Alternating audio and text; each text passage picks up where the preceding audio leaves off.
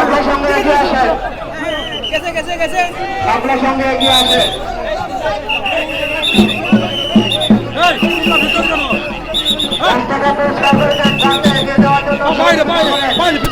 আমি কমিটি, আমি চলে যাবো।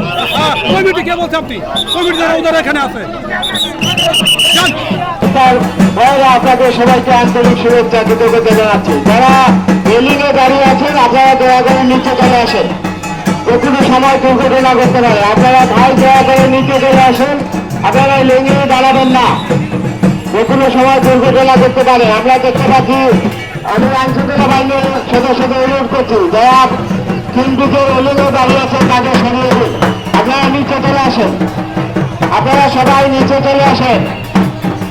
নদীর পাড়ে যারা রেলিংয়ে আছে, অত্যন্ত এই যে একটা উদাহরণ আছে সারা বাংলাদেশে, এই সম্প্রীতির নগরী, তার উদাহরণকে আমরা অব্যাহত রাখতে চাই।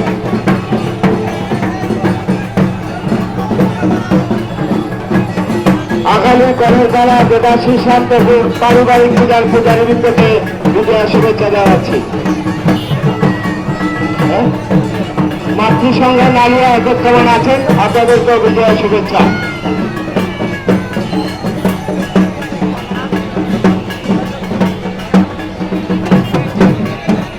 একে একে সিলেটের চাঁদনী ঘাটের দিকে বিভিন্ন পূজা মণ্ডপ থেকে পূজারীবৃন্দ তাদের প্রতিমা নিরঞ্জন করতে আসছেন।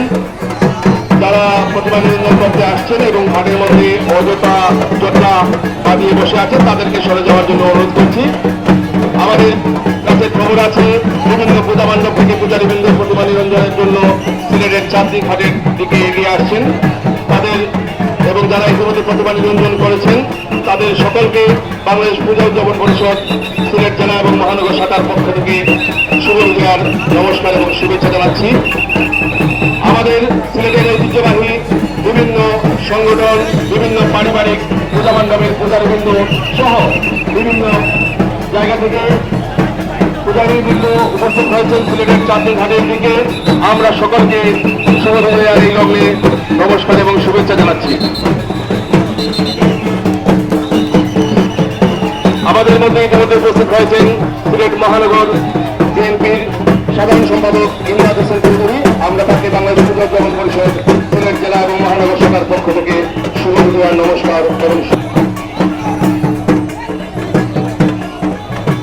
প্রতি বছরের মতো এবারও আমরা সুস্থ এবং শান্তিপূর্ণভাবে বাংলাদেশ পূজা উদযাপন পরিষদের মনিটরিং সেল, যে সেলগুলা সিলেট জেলা মহানগরের বিভিন্ন থানা ওয়ার্ড ভিত্তিক আমরা কাজ করেছি এবং